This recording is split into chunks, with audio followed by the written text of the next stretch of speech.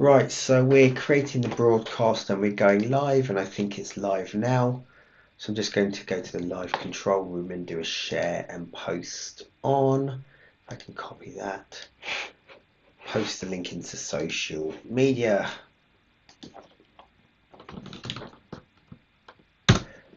So with that done, maybe people will join, maybe people won't join, and I'm going to go on to something that's quite new, which is actually this tab over here, which is Python programming. So we're going to go through that. But this is something interesting because I'm going to look at dynamical systems today, and this guy's written a great piece of work. By the way, it's a very, very interesting piece of work, and actually read through all 140 pages of it last night. It's really good, and I mean it's kind of like basic to for some things, but some things need to be basic and it's built out quite easily. And he's talking about Python programming, and maybe I'll go through some of those bits, but I'm going to jump forwards to a little piece that I found interesting. And actually I wonder if I can pull it up somewhere on there. Don't need that one. I'm going to delete this. This is all live, so I'm still setting things up. But where was it? Autonomous systems, right? So I read his little piece of work and I got inspired. But the thing about it is that he does it there's two ways of the approach to this problem. So we're going to go and have a look at the two ways. I'll close down the Explorer. I'll hit clear over here. And so everything's nice and fresh, and I will probably also do a zoom in on some of the stuff that I'm going to do. So zoomed in too much, probably. There we go. That's probably plenty of zooming in. So let's just go through and have a little read of the actual book and what it's about. But basically, Python's a popular programming language. We've been through this many times. It works, and it's one of the most used programming languages today. I'm going to just zoom in a tiny bit more. It works on the major operating systems, which are Windows, Mac, and Linux, which is part of its popularity, and it's multi-purpose. So it's used for, it could be used for creating, it's for simulations, creating web pages, communicating with databases, and so forth. So, and we've seen a lot of these when I've been doing the talks anyway. So, and I should actually just have a little check on the chat. I'll stick a hello in there just in case anyone's watching, then you'll get to see a hello. So the next part of it is, so here if I looked at, let's just scroll down on this. So yeah, this guy uses latex. A lot of people do use latex. So this is a textbook in Python programming, a lot of examples, and we're going to go through one of these examples. You're going to learn the necessary foundation for basic programming with focus on Python.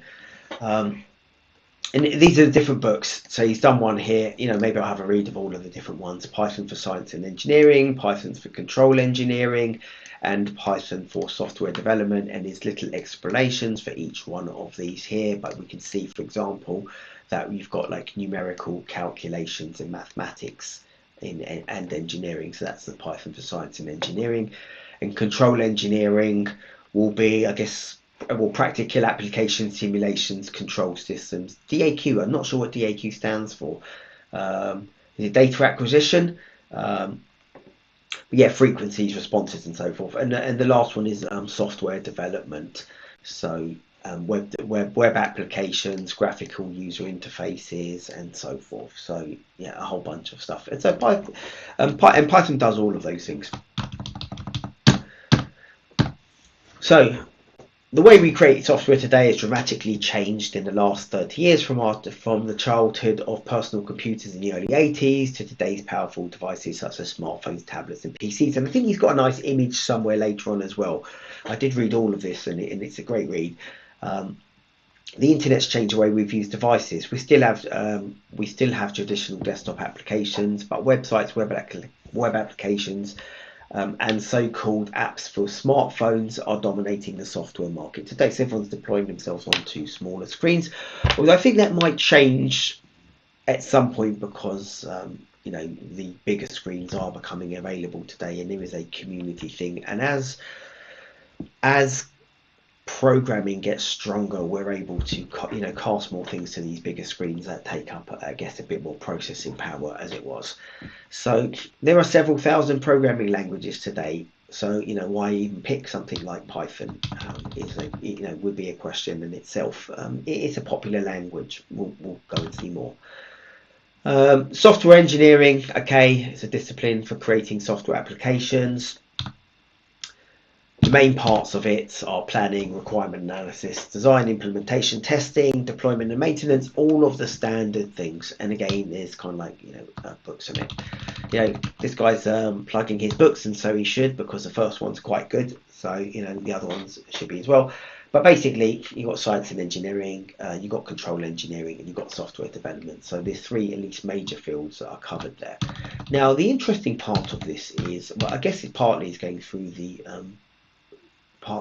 packages, but I'm going to skim through a lot of this because it's really not for the purpose of what we're doing here, but it's kind of like useful just because it's written. So kind of like the what is Python, the introduction. This bit I will go through, which is interpreted versus compiled. I think it's worthwhile just re-mentioning that. Then it talks about some packages. I've spoken about packages many times, but I will just mention it. Then there's a couple of integrated development environments, IDEs, or places where you can edit. So Python editors. So these things here. The one that I use, the one that you see, which is over here, is Visual Studio Code. I've used the IDLE. It's okay, but it's very bare bones. Visual Studio I've used, but not for Python. It's much bigger for bigger things. The Jupyter Notebook, I've used the Jupyter Notebook, but again, and you probably saw me have this, which is that the Jupyter Notebook that I've used is, well, I have to probably zoom out now, is actually integrated into Visual Studio Code, so I use it that way at least. So I'll put this back in, zoom in one more level for now. Resources, okay, installing Python, again, we're not going to talk about that, so I'm going to skim through it.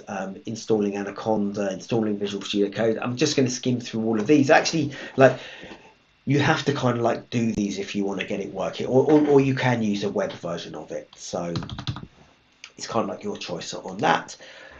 And then start using Python. So the Python IDE, the integrated development environment, and then my first program. Maybe we'll have a look at his first program. I can't remember what it was actually, even though I looked at it less than 24 hours ago. Running Python from the console, again, we're not really going to do that. But what's nice is that this actually covers the the Mac OS system, and also covers the Windows system. So I would have thought it'd cover Linux as well, but it doesn't. Running scripts, again, we're going to miss all of those things, and running scripts from Spider. So I think there's been a propensity to use Spider, but maybe from a data science perspective, or because it replicates MATLAB. So anyway, we move on to this bit, which is basic Python programming. I might look at a couple of things. Again, we're going to glaze through that. Then we're going to go on to if, else, and arrays and so forth. But that's still not where we're going to get to. And I think it's somewhere here. I think it's possibly this first exercise, actually, funnily enough. I wonder if it's that exercise or creating functions, but somewhere around this middle region is the interesting part. It's about section 5. So I'm going to start to fly through this now a bit quicker. There's other stuff beyond it which I went to read, and I thought, I'll read the whole damn lot. Error handling, quite useful. I do those things. Debugging, you have to be able to debug in any language. Installing packages, that's quite important for some of the modern languages like Python or Node, where in Node you've got npm, the Node package manager. Python has pip, which is the Python package manager, and it's also got Conda, which is like a data science version of the same thing. So, and then again, he talks about editors and stuff. We're going to we're not even probably going to look at it. And then some mathematics. Maybe it was in the applications here. I don't know, but we'll go through. We'll see anyway. We'll see where it leads us to. So the getting started, the new age of programming, software today we've created today has changed dramatically. We've already mentioned that. We need to find and learn languages that are suitable for the new age of programming. Python kind of like falls into that fit, although it was created by Guido van Rosen and was released in 1991, so it doesn't feel like it's new. But because this language and many of the other languages have iterated so many times, there's been 11 versions in Python 3. There was 11 major versions in Python in version 3. Then 7 major versions in version 2, so that's at least 18 versions over the last whatever 30 years, so one every couple of years. But I think it's more frequent than that because you get all of the minor versions, and God knows how many versions there were, if there was even a Python version 1 which preceded me. So but likewise, like, if you look at C++, I think it's on version 17 or 18, and that started out for version 1 as well. It's the same kind of age language and so forth, same for Node and JavaScript and all the rest of them. So we continue. Python is a fairly old language, as we've seen before, compared to many of the other languages, and we've got some dates on some of the other languages. Again, it's kind of like a fly-through over here. C# in 2000, Swift in 2014, which is much more modern.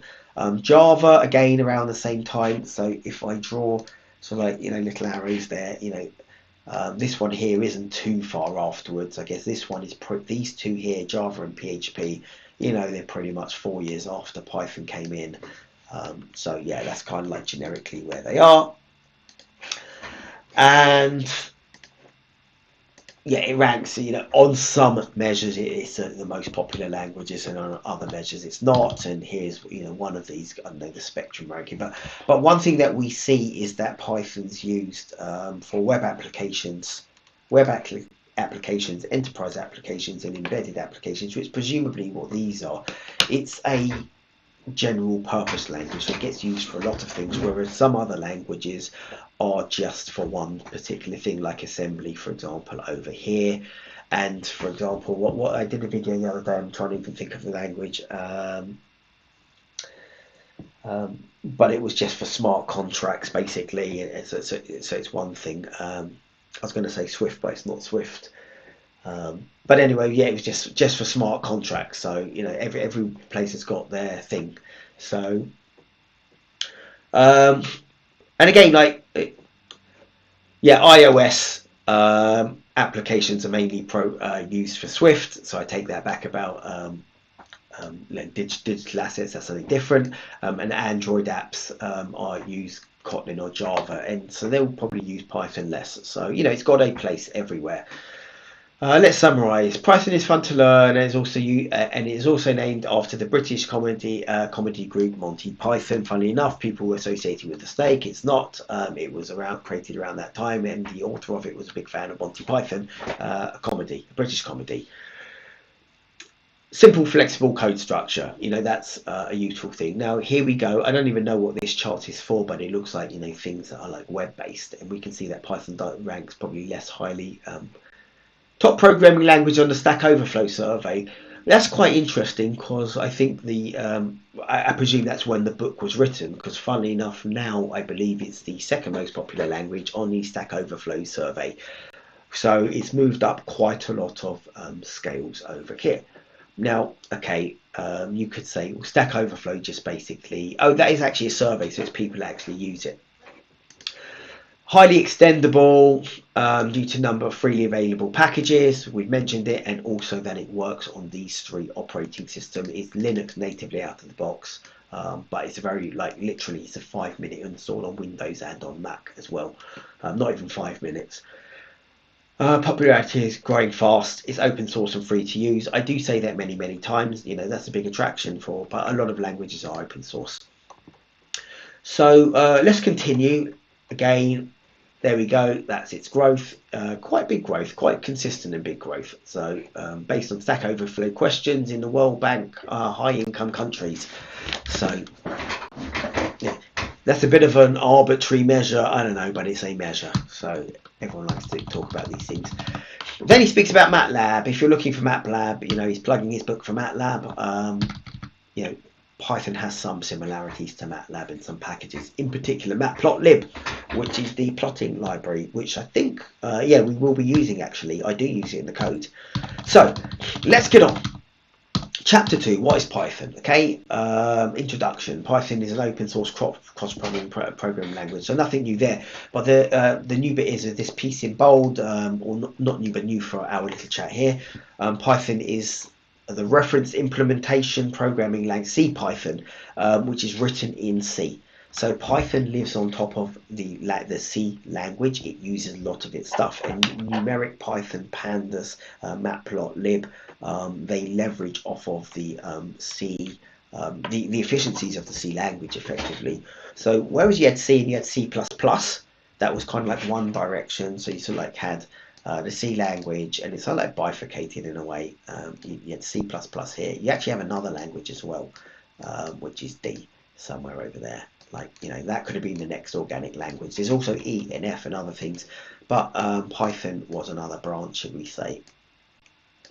Right, and kind of like this one is, we're going to see it later anyway, but this is structured and this one is dynamic. That's kind of like some of the differences, but actually this is a curly brace language and this one's got indentation and white space.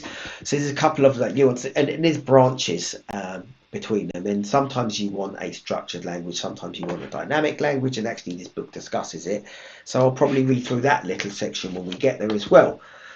So in fact, does it talk about it earlier? Multi-purpose program language for the interpreter is very, very simple. Don't need it to be created. Okay, typically you need more features for something. Okay, it's talking about bringing other packages in. So typically you need more features. So what we get with Python that's shipped is very, very light. There's not much on there. And that's quite nice. So you can install it very fast, and it's very lightweight. And what you tend to do, and this is with some of the modern languages, a lot of the modern languages, is the modules that you want, you can install them. Now in Python you have a package manager to do that, and you have that in other languages. You select pip install the module that you want to use for your particular project. That's pretty much it. Okay, Python's object oriented. We spoke about this many times on like previous chats as well. Again, a lot of the popular languages are object oriented. It's a new paradigm in programming, should I say. Python's an interpreted programming language. This means that as a developer, let's get through to this, you write Python files in a text editor, which is really, really convenient, and then put those files into a Python interpreter to be executed. Depending on the editor that you're using, it is either done automatically or you need to do it manually. VS Code is like one run of literally you just type your code and you press F5 and it runs, and that's very nice. Now this is a bit that I did want to actually talk about. So everything else I've flown through. We've got interpreted versus compiled over here, and that's kind of quite a big thing because it separates. When I did do that drawing of Python and C++, it kind of separates them at this point. And also structured and dynamic. Those are kind of the separations of the languages. And it's not like one is right and one is wrong. It's more a case of you use them at different points. So what are the differences between interpreted programming languages and compiled ones? And Python is interpreted. What kind should you choose and why should you bother? Programming languages generally fall into one of those two categories. You're either compiled or you're interpreted. With a compiled language, the code you enter is reduced to a set of machine-specific instructions. So you've got this kind of thing here that you type in your code and then it gets compiled into some sort of bytecode, which is much more efficient. And that goes to the CPU of the processor, right? Whereas with an interpreted language, you can write your code there and there's no compiler at all. It's compiled at runtime and it goes straight to the CPU. And because it's compiled at runtime, it's a tiny bit slower. So CPU. Now, the negative of this is that you have to do a compile each time, so it's a bit slow or laggy and what have you. And the negative of this one is it's a bit slower at runtime. We can adjust both of these things, and you can make, maybe you can compile more frequently or something, or in smaller blocks. You can do those things to alleviate it. So this here is compiled. That's compiled, and this one is interpreted. I interpreted. Okay, that one's interpreted. So that's kind of like effectively the difference between the two. They've got advantages and disadvantages to both. So let's just remove that. With interpreted languages, the code is saved in the format that you entered, and compiled programs generally run faster than the interpreted ones. That's what I mentioned with the drawing, because interpreted programs must be reduced to machine instructions at runtime. There we go. It is usually easier to develop applications in an interpreted environment. So Python is easier. It's easier to develop applications because you don't have to recompile, and you can test small snippets of code, and you can do things like open up a Jupyter notebook, which I kind of like had back here, or even in this thing, I can do a hash %% and break it into little modules, and then do another hash %%. And we can run it in like little cells of code like that. So it's quite nice. We can do those things, but we can't do those things in compiled languages. So that's kind of like the difference. But you get some extra speed. Anyway, C and C++ are compiled languages. So that's that. Again, he harps on a bit more and more. I won't go into it too much, but I think we get the gist of it. So Python packages, we've kind of like spoken about those, but why don't you get so much out of the box? Instead of having all of the functionality built into its core, so what you can have is this big whopping sort of like application that's got everything, all the bells and all the whistles, sort of like everywhere on it like that. It's all done. Or you can install this much smaller thing, and then all of the pieces that you need, you sort of like, you go and get a piece here, and then you go and get a little piece from this one, and then there's something here like NumPy, a much bigger module, and then there's something else over here, and then there's a web framework over here, and you piece them all together.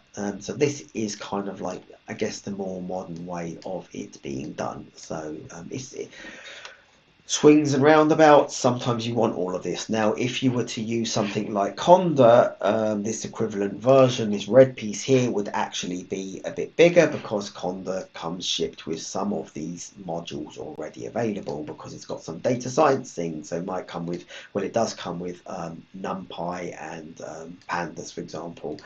And I think Matplotlib automatically comes. You don't have to pip install that one. But some of the modules already come built in, so that's really the difference. You've got this package manager. Now there is about 30,000 packages. I think I checked at one point. It's about 30,000 packages. So there's plenty of the ecosystem around to pull things in. These packages need to be downloaded and installed separately, or you can choose like a distribution like Anaconda, where you get all of the packages that you need and so forth. With Anaconda, you get the same features as MATLAB. So Python's kind of like, to an extent, I mean, it's rude to say that it's taken over, but like I think languages like R and languages like MATLAB have declined in concedence to Python's game as it was, so it's taken those things. Right, Python packages for science and numerical computing. This is important in a way, but the main thing is NumPy. That's kind of like right top of the list. It stands for numeric Python, and it is kind of like the core of a lot of the modules, and in fact it's the core of all of the modules that we see below. So SciPy is a free open source library for scientific computing. It helps you with optimization, linear algebra, integration, interpolation, special features, fast Fourier transforms, that's what FFC stands for, signal and image processing, ordinary differential equations. That's what we're going to solve later. We're going to do an ODE, but we're going to do it in a different way. We're not going to use SciPy. We're going to do a dynamical system, which is much more fun. And matplotlib. So, and one thing that I will do is I will just get a share of that stream again. So I'll copy that and I will just post it in. And I'm just going to post that onto the social media one more time. Not that anyone ever really does care, but I shall post it in for the sake of it. By the way, when I'm doing that, I should say like, follow, thumbs up, all of that to this thing. It's quite nice. It's really nice if you do that. It's very helpful for me. Like, follow me even if you don't like it. There we go. I won't interlude too much. I'm sure there's many other things that you want to watch on YouTube, as do I. But follow me and like this video, or like this live cast. It's not even a video. It's actually live. So let's read further. Okay, Anaconda, it's a bigger package and it comes with other things as well. So it includes the Spider editor, the IDE. It also includes Jupyter Notebook and other commonly used data science things. Now, I only tend to use VS Code. It kind of like encompasses a lot of the stuff. And again, VS Code behaves in a way like many of these things where you've got like this VS Code thing, and then you've got a whole bunch of applications. What do they call them, by the way? Because I forgot. Over here on the side, extensions is what they call them. I forgot the term, but you've got a whole bunch of these extensions, literally like hundreds or thousands of these extensions, and you can bring the extensions that you want into your environment, which is very nice. You've got this very lightweight application, and then you bring in extensions in. So you don't need to have features that you don't want. If I don't want these features over here, then I kind of like just cross them out. Don't want that, don't want that, and don't want that, and I just bring in the one in that I want. So again, very convenient, very nice, very fast. So let's scroll on. There's different editors. The Python idle, you barely ever touch it, but if you do have a problem from time to time, you can test your code in that. VS Code is the one that I use. There's Spider, there's Visual Studio. Visual Studio is actually very, very good, but it is chunky. It's like 10 times the size of VS Code, if not bigger. PyCharm, I'm not sure I've used PyCharm. I've used other ones. I've used Sublime, that's quite popular. Wing Python, I've not used that one. Jupyter Notebook, I have used it as a notebook that works on the web browser. So you can open it in the tab of the browser, and you can also open it in VS Code. So I tend to use it in VS Code. And then he talks about these different editors. The ideally is kind of like the core one that comes shipped. It hasn't got many features. It comes shipped with Python. When you get this tiny little editor when you install Python, and it's actually quite nice. It's quite cute and it's quite usable. If I did it hasn't got the IntelliSense in the way and the snippets and other things that VS Code and these other editors have. So, and if it did, I would use it. But anyway, that's what it does. But it does have syntax highlighting and stuff like that. This is the one that we use. You can go get it or at least I use. You can go get it from here. Then there's other ones. I kind of like don't recommend Visual Studio, at least for Python, because it's quite chunky. It's just not needed for Python. Although I think if you're doing Python, if it's got a Visual Studio and there's a visual way where you get some graphical user stuff, maybe it's got some advantages there. So someone might tell me it's wrong. Again, by all means, interlude and tell me that I'm wrong and that you should be using Python in Visual Studio because it gives you extra benefits. That'd be nice to hear, because then I'll go and try it out. Maybe that's a reason for using it. Yeah, then there's other ones and the Jupyter Notebook and so forth. So then it's got about installing Python. I'm going to fly straight through that, go to the python.org website, and literally, Python, delete all the rest of it, and so python.org, go right there, and the download button is kind of like somewhere downloads right there, and for Windows you literally click the button, download it and install it with only a couple of instructions and you get there.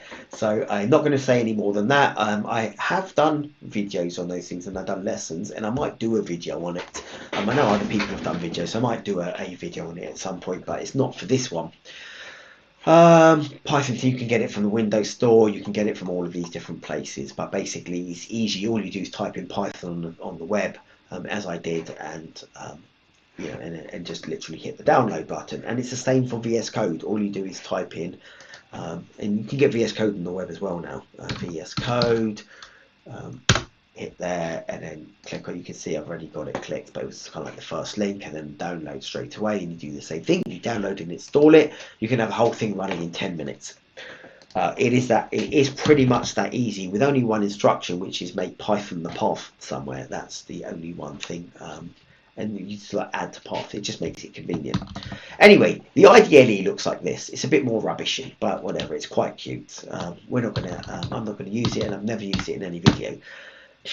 Create my first program. So you go and create Hello World. Again, we're not going to do any of that because this little video this tutorial is a lot more intense than that. So we're going to do something a bit higher level.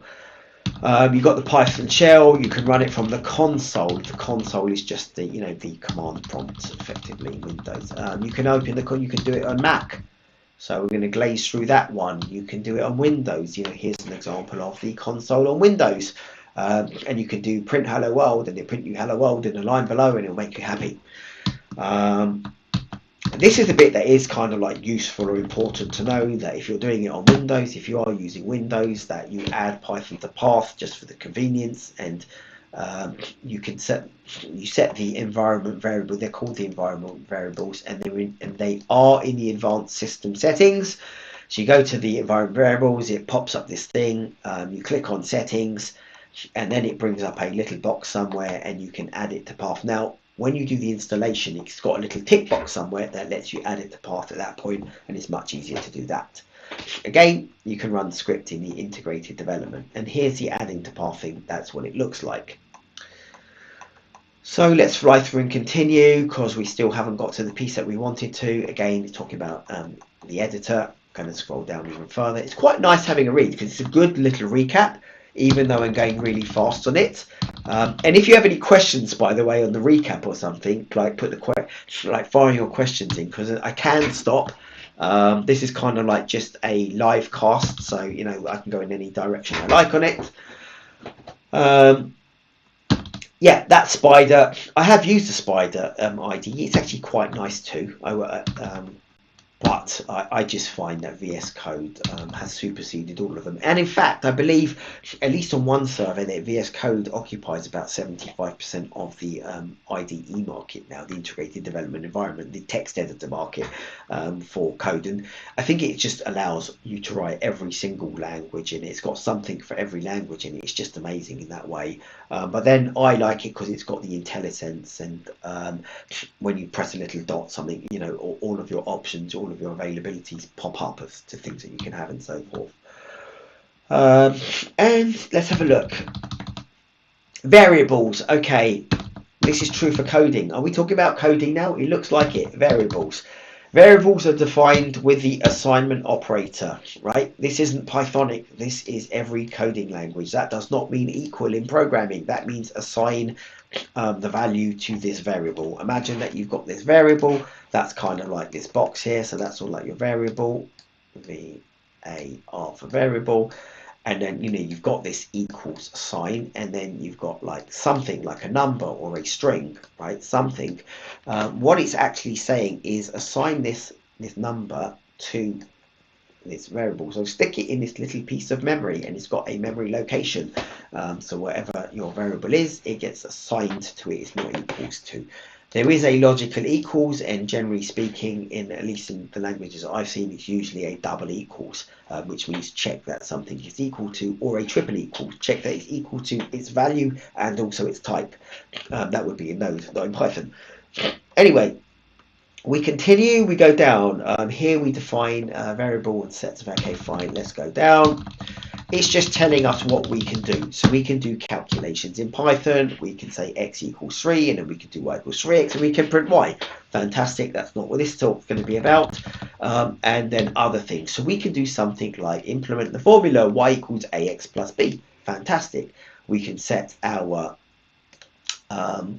value of a over here to be 2, and the value of b over here. So we can set our independent, we can set the coefficients thinking of the word, we can set the coefficients to be whatever values we want, and then we can create our formula, something like this, and then we can set, whatever value of x thereafter is, we can do that. We can sort of like do loads of clever things with it. Python's great for maths. It is kind of like written. I kind of get the feeling again that of all of the languages, probably it is kind of the closest one to having quite good mathematics, but just really simple mathematics that like you don't have to set and let and everything else. If you notice here, we didn't have to do anything other than say a equals 2, b equals 5, and x equals 3, and off we would go. Off we go. And it's got that clean look about it, which people tend to find very useful. So, and helps on its popularity. And the other thing is, yeah, well, we didn't have to say like if it's an integer or a string or whatever. It's type inferred. Python automatically knew what those things were. Anyway, in Python we have numbers, we've got integers, floats, we've got complex numbers. Yes, it lets you do complex numbers. Right down below, here they are. We've got an integer, we've got a floating point number, and we've got a complex number. So simple as that. Again, we're not using complexes here. I might do a tutorial somewhere on, or a live cast on complex numbers, because I haven't done any complex numbers in Python nearly ever. And it does fall into the engineering space, so maybe at some point it fits in. If anything, it's just very interesting, complex numbers. So very interesting as a branch of mathematics. Strings, again, it deals with strings really easily. There we go, a equals hello world. We've got the whole string in there. And then we can print a, we get hello world if we did that.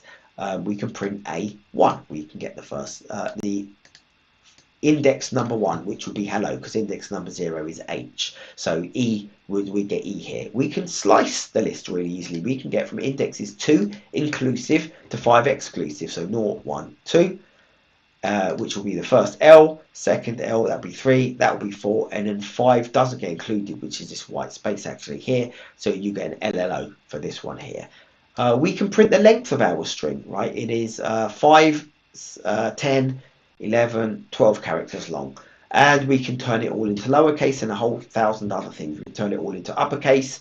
We can replace the H for a J to get Jello World and A dot split. So a whole bunch of things that we can do. Then we move on. We can concatenate as well, which we can do hello plus X. And like put your name, enter your name. We can do the inputs. It inputs values very quickly, so we can do all of those things really fast out of the box. Python lets us do all of that really good. Again, that's not part of dynamical systems. This is just the great piece of work that this person has written. I really do like this kind of like this little book. So I might actually link it to the website somewhere here, because I do have resources somewhere where I've got links, and I've got others in the links, and I might actually add that in somewhere too. I put others, it's kind of like general. I wonder if I've got courses YouTube. No, okay. I'll get back to that, but I think I will add it in because it's quite a nice read and it's a good reminder. And if not, I'd have to nick some of these pieces of text and kind of like reference it back at least. Built-in functions, right? This is critical. Python consists of lots of built-in functions. Some examples are the print function, but there's a whole bunch of other ones and so forth. And some of these examples are print function that we've already used, perhaps without noticing it's actually a function. So you are already using functions. Here we go, input, and here we go, there's another one, print. We've already used functions in Python and we didn't even know we were using them. Python also consists of modules, libraries, or packages. Okay. What are these? We'll find out. These modules, libraries, and packages consist of lots of predefined functions. So collections of functions go into like these modules. You can call them libraries and packages. So we sort of like collect them up. So like if we had all of our maths things here and all of our accounting stuff over here, we might have an accounting package that's got just accounting functions, and we have a math one that's just got math functions, and one for artificial intelligence that's just got AI functions, and so forth. Anyway, we go on to the Python standard library. So what is the standard? What is this library? It allows you to split your program into Python allows you to split your program into modules.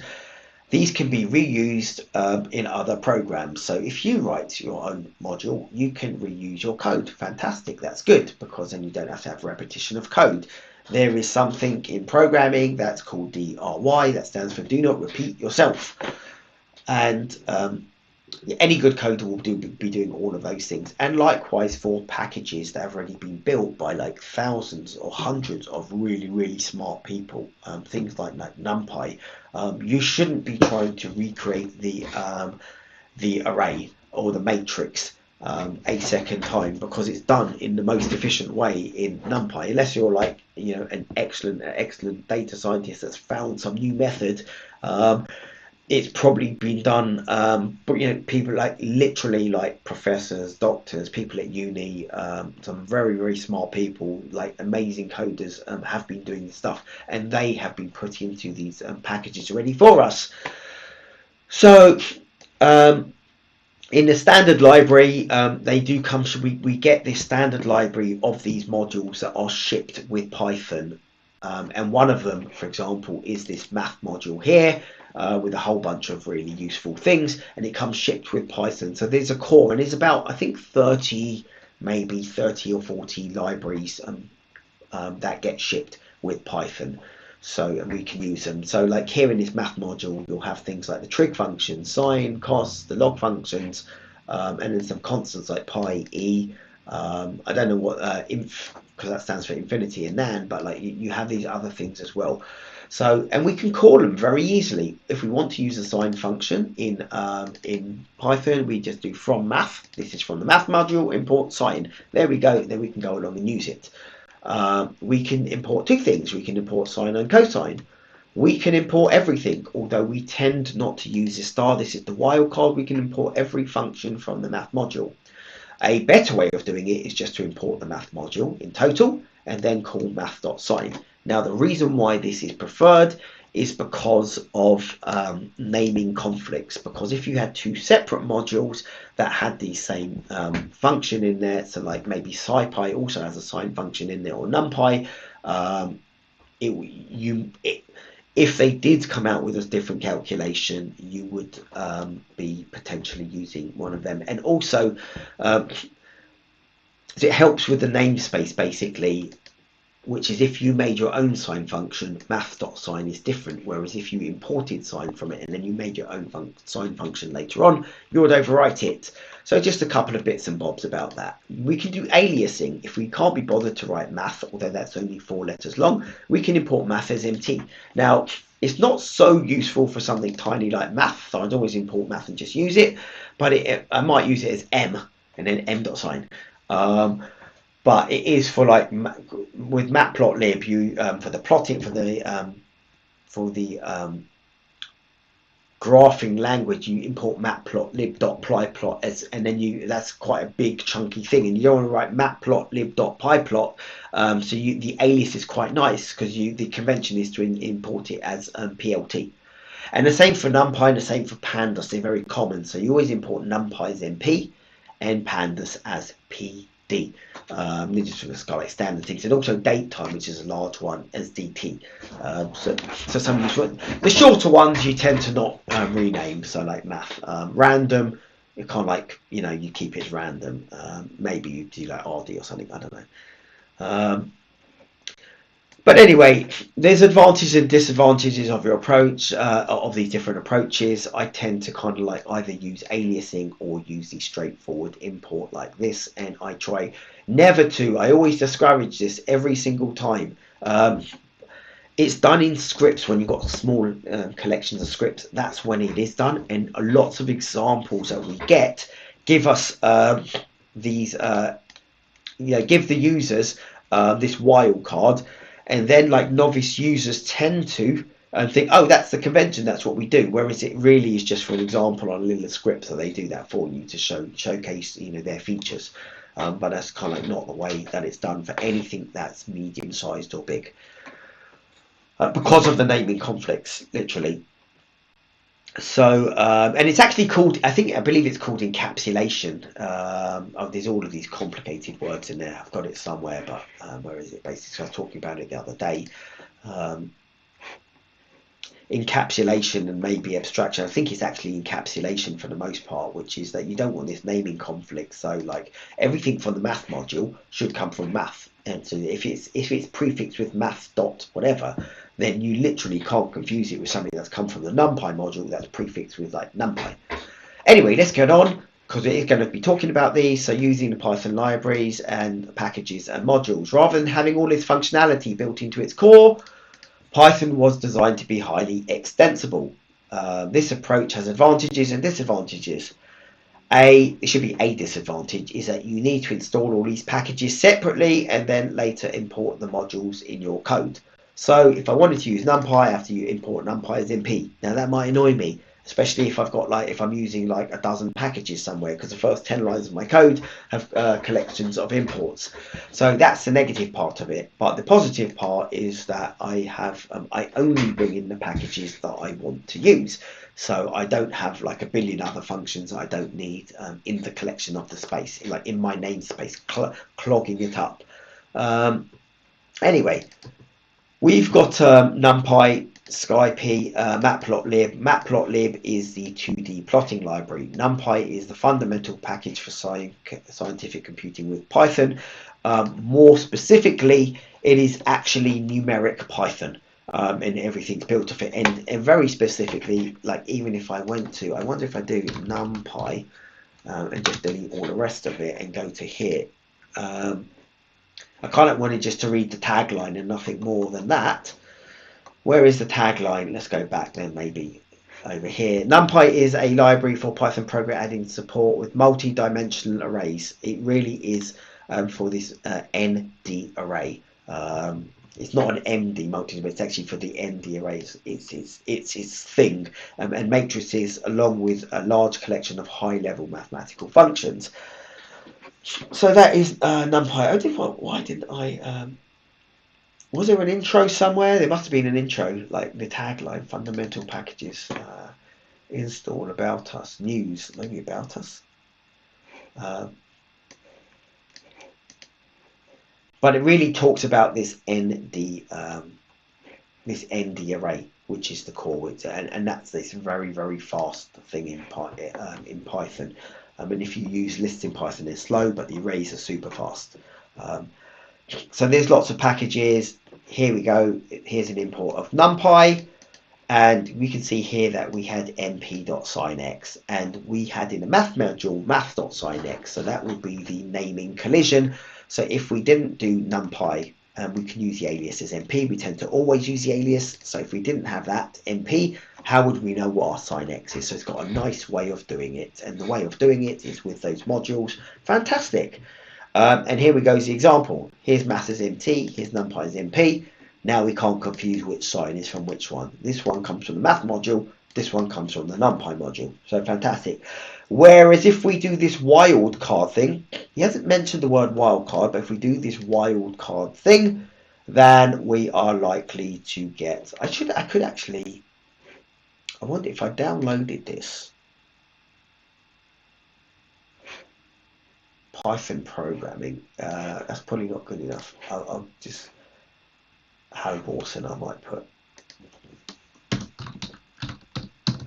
I'm actually going to download it because I can actually edit in place as well. Do showing folder somewhere. It will open up on the side. And might actually pull us in. I wonder what page we were at. There we go, page 43. So let's just jump back and get ourselves onto... Because I can do a little bit of writing on it. So we've flown through a lot. There we go. Let's just type in 43 over here, shall we? 43. There we go. We're further than 43, in fact. It's actually a little bit nicer this way. Yeah, there we go. It was 43 on these page numbers, but it's a little bit further on these ones. So 42, we were down here. So we're back, right? And so we tend not to do this aliasing. So and the reason why I did that was because I just want to write over here.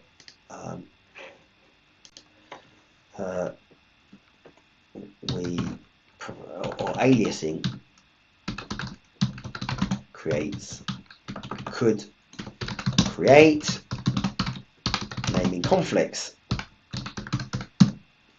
Right, there we go, and let's shrink this up. There we go. Aliasing could create naming conflicts. Let's just scroll on anyway.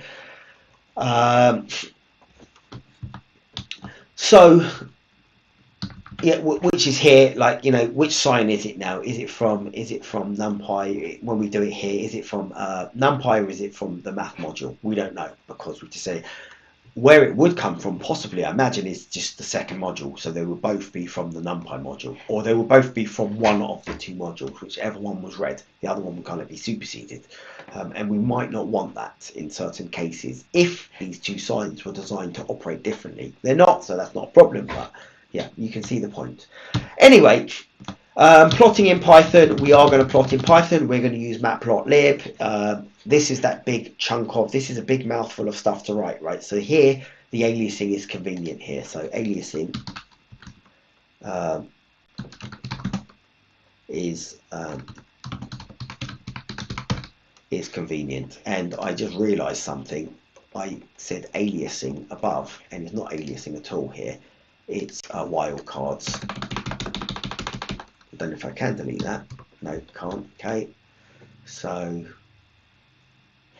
I don't even know if I can delete it, but let me just write over it then. Can I? Am I editing the text? No, I'm not. No, okay. So wildcards. There, I'm going to write right on top of it. There we go. Okay, just write straight on top of it. Okay. Wildcards could create naming conflicts.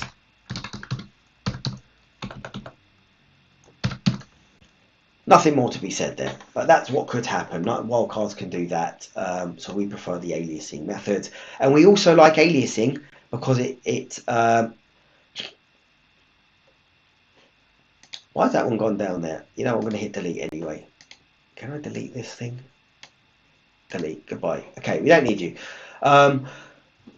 We like aliasing. It's convenient because we don't want to write matplotlib.pyplot every single time. It would make our code really chunky as well. So we do matplotlib.pyplot as PLT. Then we can refer to all of our stuff as PLT.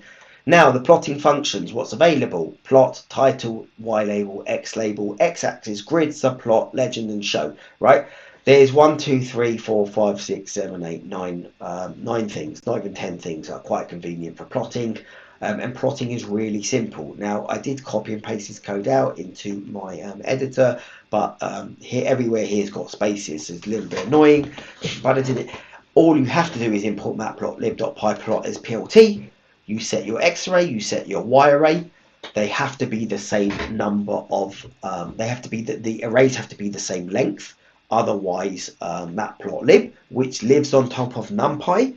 NumPy uses arrays. There's no such thing as an array that has got different number of rows and different length rows. That doesn't happen. It must be the same. It will throw you an error if it wasn't. So if you had something that's got 10 things long and one that's 8 things long, you better fill the other one up with 2 blanks somewhere, or do something about it, or crop one of them. So they have to be the same. But anyway, all you have to do is then plt.plot. That's the aliasing convenience. You don't have to write matplotlib.pyplot.plot. You just do plt.plot and you put X and Y in. Simple as that. You've now created a chart. You haven't shown your chart until you've done plot.show down at the bottom.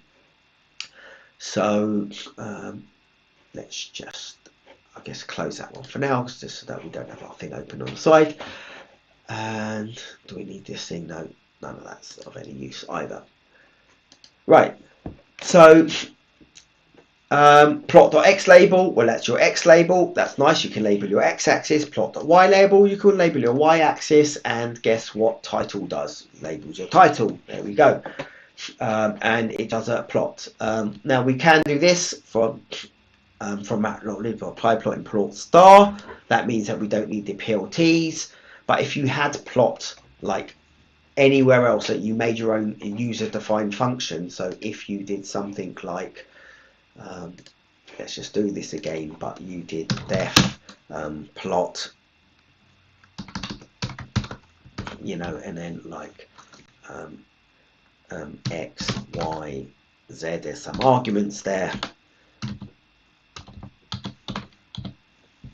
and then continued your function on here, and then did, you know, something like print hello. If you did that, this plot might overwrite that plot. Wildcards are not good. So wildcards do have naming conventions. I might write that down a second time just because I'm not sure it did get logged the first time. But wildcards could create naming conflicts. There we go. Wildcards could create naming conflicts. Put it there. Right, that's an example of how you would just do it accidentally, not on purpose. Didn't mean to do it on purpose. Naming conflict. So we scroll. Anyway, that gives us this type of looking chart over here. Fantastic. We get a chart really easily done. We've got our time on the axis here, our temperature. We never even had to worry about these things, although we can edit them. There's ways of doing it. There's tons and tons of thousands of things you can do in matplotlib. Matplotlib is absolutely, like, you know, humongous. Here we go. Let me just type in matplotlib quickly. I've been through this before. I don't want to have all. Okay, plot types.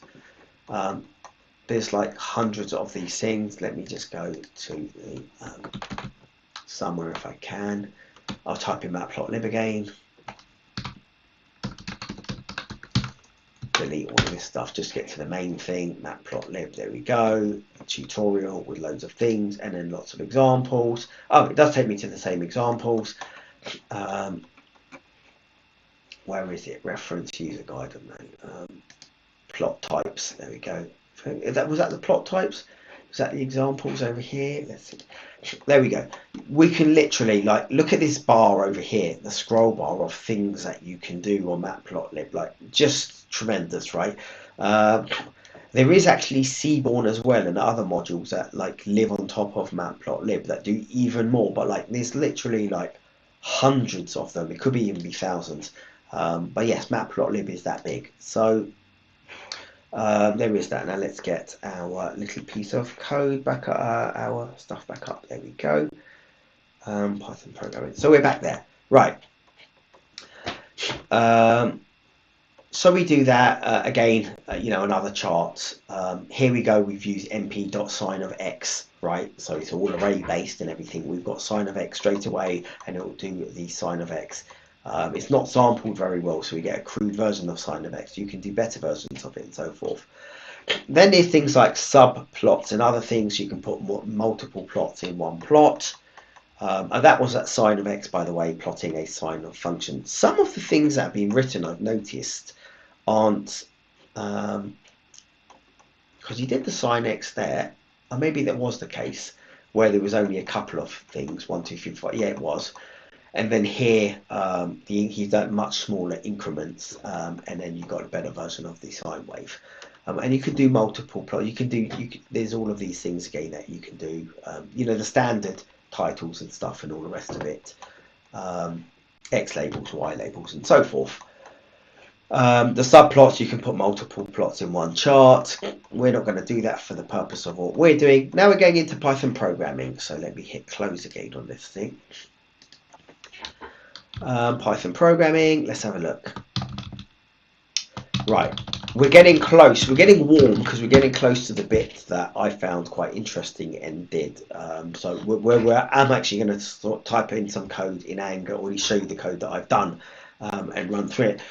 But we've been through this basics in Python variables, right? The next thing after all of our basics and stuff is every language has got if loops, right? For loops, while loops, and arrays, right? They're just the only difference really is between the syntax of how you use them in all of the various different languages that you're going to use, right? Python syntax is very easy, right? Here we go. A equals 5, B equals 8. If A is greater than B, print da, da, da. If B is greater than A, do it the other way around. If A is double equals 2, this is double equals 2. So if A is equal to B, do that. There we go. That's Python syntax. You've learned everything you need to know about if-else statements. Well, not everything, but you've learned a lot. Same thing again. Oh, sorry. Now you've got an if with an else, so you can check for a condition and then you can stick an else in. If this condition is satisfied, you get that, and if it's not satisfied, you get that. So fantastic, that's an if-else statement. Then you can stick in some elifs, right? So if A is greater than B, if it's satisfied, you get that one. How about checking then if B is greater than A? If it's satisfied, you get that one, and then this, and then finally else if here, and then finally you could even have an else after all of your else ifs. You can check multiple conditions as well. Python has introduced in 3.11, the latest version, case statements. Select case, and then you can select all of your items that you want to do. I might actually type that very quickly in here, which is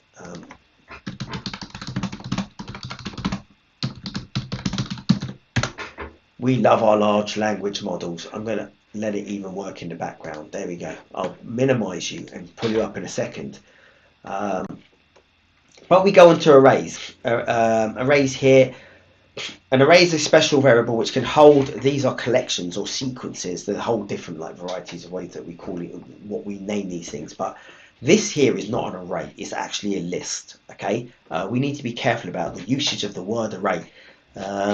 So this is a list in Python. Array is much closer to a NumPy array, or actually if you import the array module, you can use an array. Although I've never ever imported the array module, always use NumPy.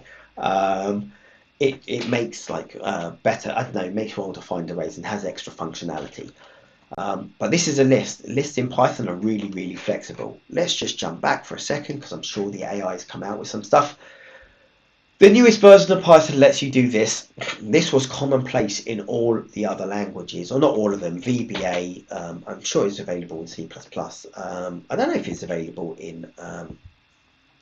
I know it was available in VBA because I was using that 10 years ago in VBA, 20 years ago in VBA. This is quite convenient, but the reason why it was only introduced in Python 3.11 was because it was deemed to be not needed, because you could basically achieve the same thing with a match case as you can with a whole bunch of ifs and else if statements. So kind of like your choice, but whatever. I put it out there now. Let's zoom in on that as well so everyone can see that. That's basically it, and that's a match, and then I guess I don't know what the actual phrase for it is. Match statement is similar to switch and case statements in other languages, blah blah blah. So that's what it is. That was the equivalent of this if else if above. Arrays. This is not. Let's not use the word array. Use the word list. Array is slightly different, but this list has a length. We can easily get the length with this len function. Again, a function. A built-in function, so don't make your own function ever called len, because you'll overwrite this len function. It gets the length of the data. It will tell us that it's, I don't know, 1 2 3 4 items long, right? We can print the second index. This is the first index, index 0. This is a second index, index 1. So this is the third index, index 2. So data 2 will be 5.5. That's what it will be. We can assign a value to the second index and change it. So we can change 5.5 to 7.3. Great, fantastic. We just set that. Data 2 is equal to that. This is data 0. This is data 1. And this is data 2. Great, fantastic. Just get stuck straight in there. We can amend our list in place. And the whole other thing, we can loop through lists. Python stands out on this. It's actually quite good compared to other languages. It offers something which is a for loop on an iterable. So this data is known as an iterable. We can iterate through the list, through the sequence. It knows that data is first 1.6, then 3.4, then 5.5, and so forth.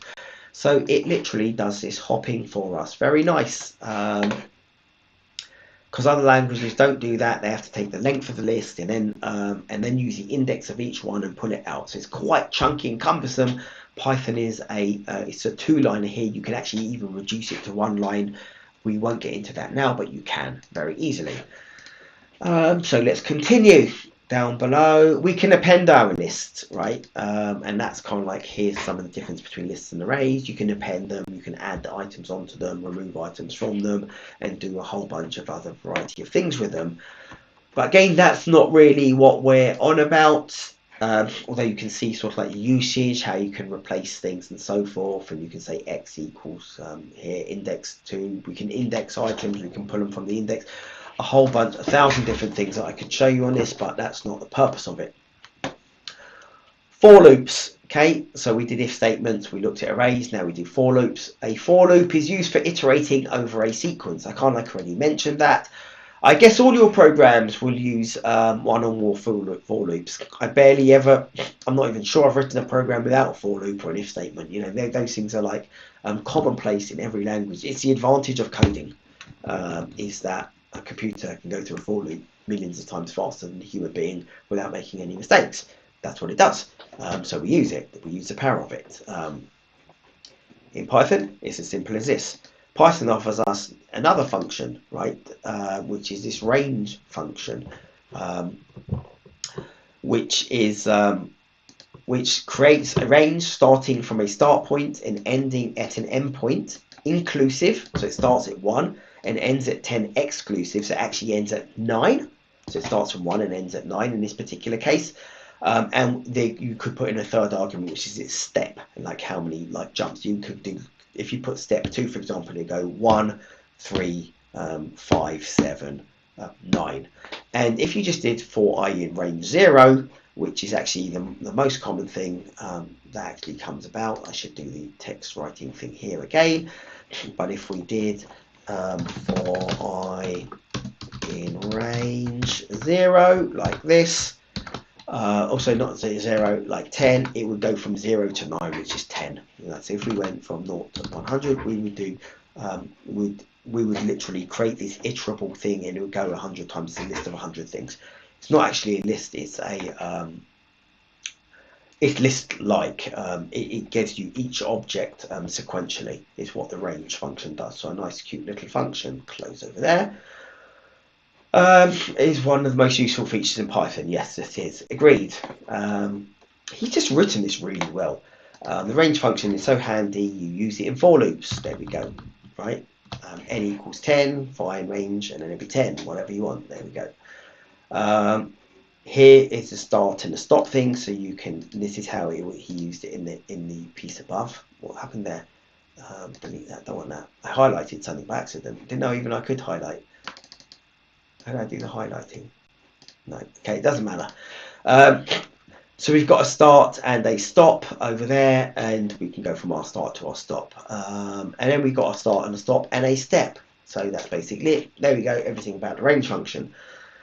We want to fly on because we want to get to the interesting part still, which we've not done. You typically want to use a for loop for a given data set. Okay, for x in data, we do like, okay, if we want to add up all the numbers, we can do this. We set the sum equal to 0 at the beginning. Here's just to get your mind into play. And then we go through each item in the data and we say sum equals sum plus x. So for every item, so it starts off being at number 1, so it'd be 0 plus 1, 1. Fantastic. Now it's number 1, add on 5, 6. It's 6 now, add on another 6, that's 12. Add another 3, that's 15, and so forth. You get the point, that's what it does. Iterates, counts very quickly, does all of those things. Then we can print the mean and the average of the numbers. There we go, sum divided by the length, right? That's your typical calculation for the average. These are the results here, 30 and 5. That's the mean, that's a sum, and that is the average of all of the numbers. There we go. Fibonacci, very, very common. Maybe I'll do a Fibonacci video. I think I might have done one. It's used in nearly every single language as a, as the example, because you can do Fibonacci in a few different ways. And in particular, notice that fn minus 1, we're getting to the piece of stuff that I'm going to start talking about. But this value here of f is calculated by knowing the previous two values. So if you know some values in the sequence, you can start up. And here we go over here. He's done fib 1 and fib 2. So you set the first two things in the Fibonacci sequence. And then thereafter, 0 plus 1 is 1. So the next number is 1. And then 1 plus 1 is 2. And then 1 plus 2 is 3. And then 3 plus 2 is 5. And 5 plus 3 is 8, and so forth. That's the Fibonacci sequence. So you can do it like this, fib next. Yeah, there's different, there's a couple of different solutions. So here's one, I presume is that one solution. There's another solution. Let's have a look at, I think this is the one, is it not? No, you're still appending on that one. An alternative solution. I think there is one of them which basically in our piece of code, which we're going to get to, because I have to remind myself of the wording of it, but basically yeah, recursive functions is what I actually was the word I was looking for. One of these will be recursive, basically, which is the function looks for the previous two functions, and that's what this formula kind of like at the top actually is referring to. This function is referring to like the knowledge of these two functions. But recursive functions, which are very convenient, are quite costly computationally. So I like to see things like building up lists, like appending lists. They have advantages, speed advantages, basically. Recursive functions have advantages of simplicity. But they give up in other places. So one case you get simplicity because you can sort of just call your own function, and another way you have to like be a little bit more clever about it, but it's much faster. Anyway, nested for loops. We did for loops already. Well, you can nest a for loop. You can nest a for loop in every language. Here you go in Python. That's a syntax for nesting. We see this diagonal sort of thing. You can nest multiple for loops. I've done a video on nesting of for loops. We see this sort of like triangular shape. For and print. There we go. This like angled shape as we're like doing this nesting, and I did a great. I thought it was a great video. I did a video on nesting loops. I wonder if I've actually even got that open somewhere. No.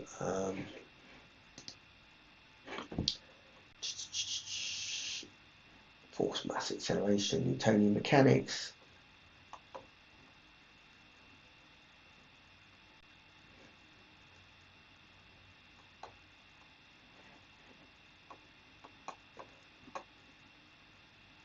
Derive under for loops, nesting. I don't know. I'd have to search for it. If I can't find it quickly, no worries about it. I'll bring it up somewhere else, I guess. I did have it on.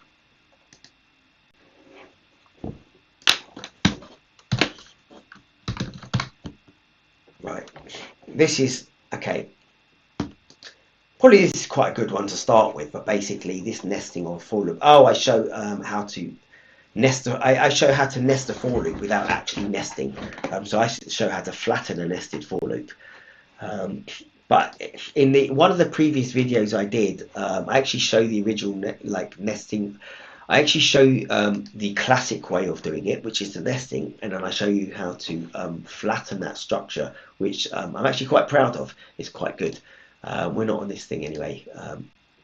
Let's bring up our text again. So here we are. We can do nesting of for loops.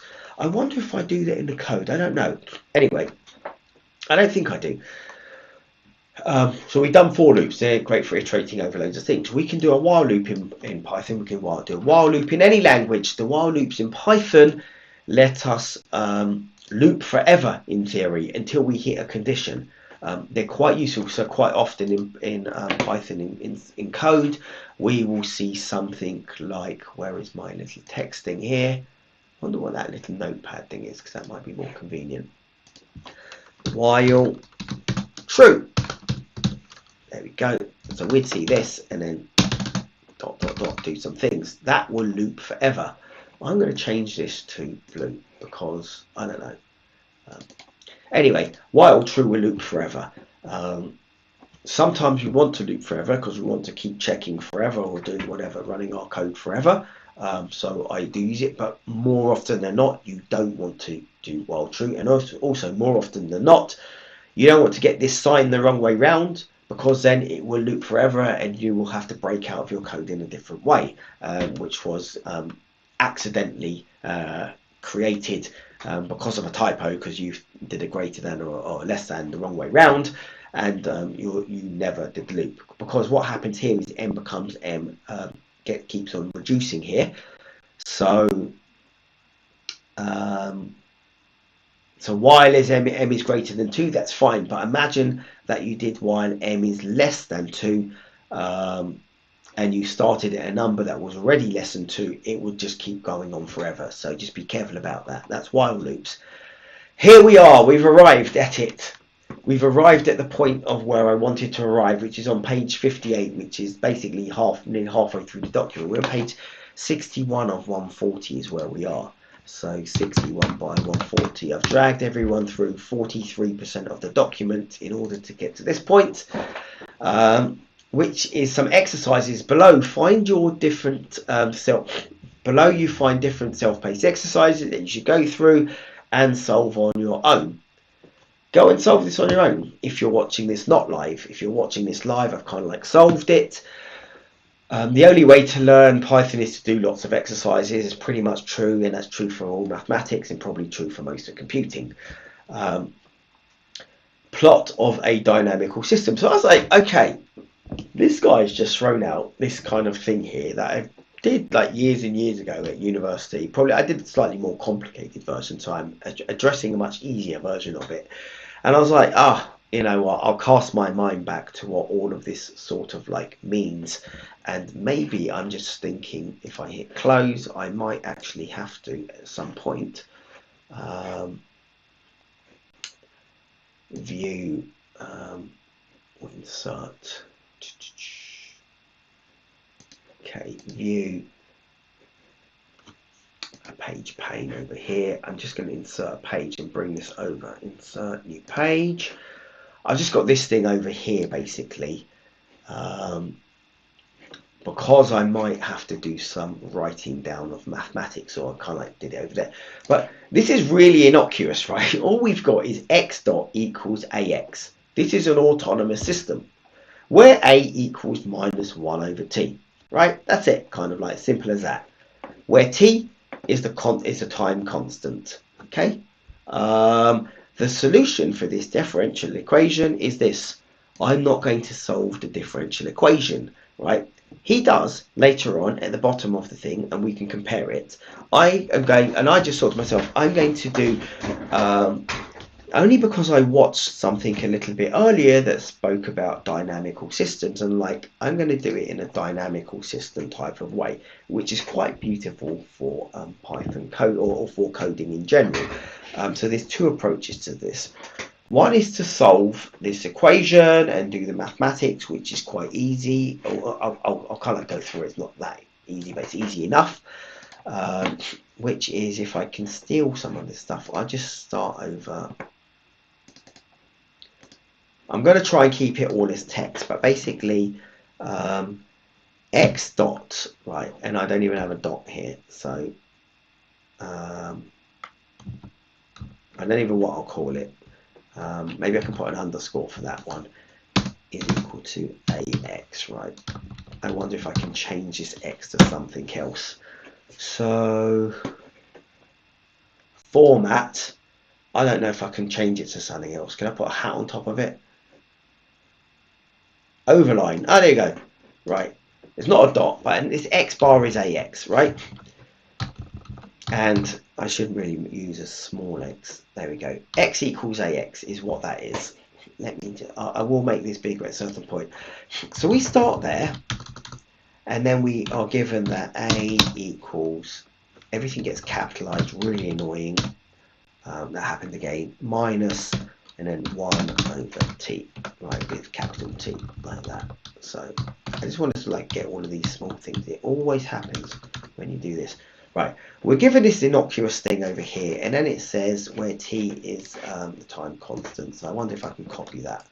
Copy, and sort of like stick it into here. Right, we're going to just inspect this like innocuous little statement.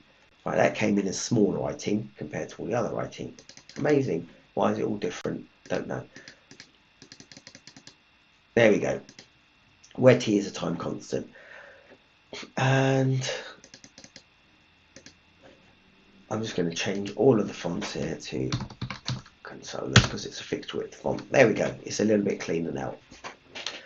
And I'm going to zoom in as well on this. Now we can do this solution, but we're not going to do this solution. We're going to do something else. I'm going to go through the mathematics of it. I have written all, and that's all he's actually written. Nothing else, right?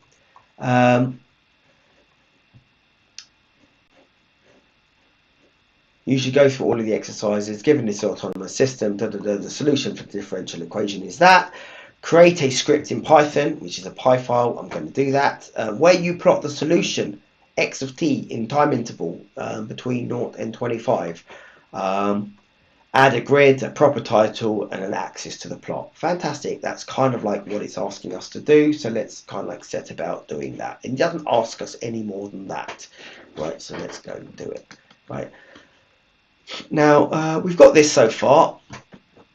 I might copy some of this stuff and paste it because maybe I can use pieces of code somewhere else later on. But what is x bar, right? X bar is actually dx, the rate of change of x. Still got that bar thing. Let's get rid of it. dx by dt, right? That's what it actually means. It's the rate of change of x. It's actually delta x over delta t, but that's the best I can do. It's dx by dt, right?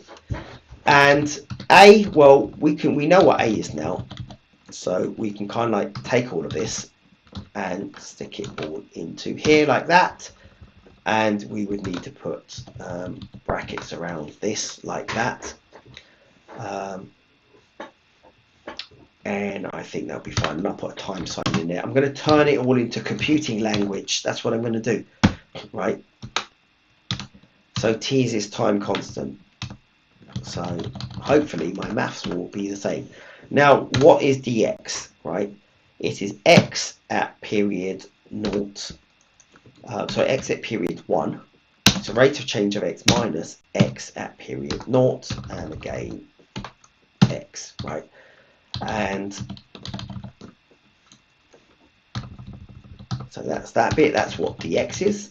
I'll actually write that down. dx actually means the x between two intervals. That's actually what it means. It doesn't mean just x0 minus x1, but it actually more generically means, copy that, x at position n, and I might subscript these now because I can. I couldn't in my thing, minus x at the position before it, and I'll put some spaces here as well because the reason why is that I can, if I can, I wonder if I probably have to do it from here, but format text subscript, right? And I can subscript this little one as well. So format text. Control Shift P, Control Shift B. That's what we'll do. Okay, let's try that out. Control Shift B, subscript. Good. Control Shift B.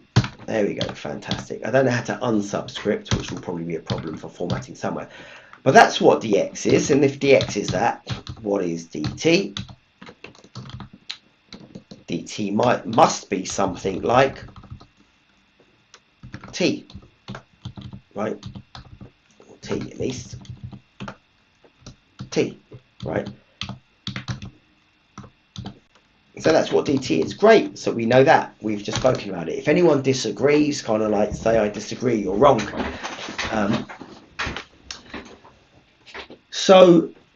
Let's just go stick this into our equation at the top over here. So what we actually get now is where we had all of this equation. And actually, maybe I'll create a new version of this as well, because I can then keep copying the little blocks. Might be nicer if I do that. Why is that not shrinking? Shrink. Probably because I put a lot of returns in there. White spaces are killing me. Yeah, there we go. Okay, so I'm just going to copy all of this and paste it over here, and so let's move it down. Sorry to make you all go blind. I'm going to take this x1 minus x0 here. I'm going to start with x1 minus x0. I'll extend it afterwards.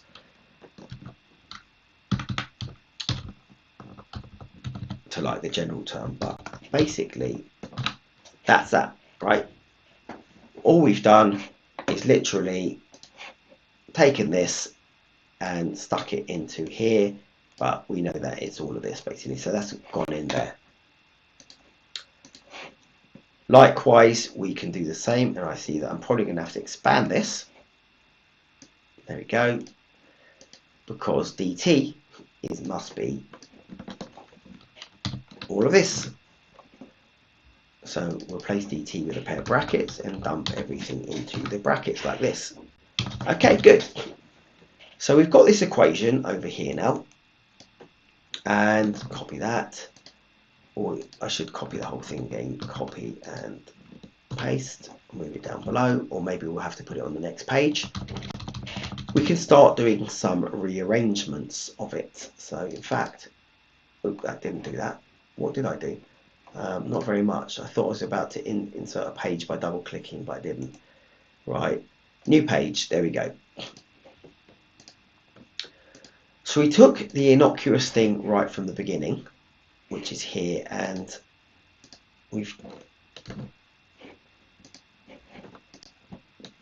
we transformed it into this thing over here. So we've got that. Now, let's multiply both sides by tn minus tn minus 1. Let's clean up our stuff.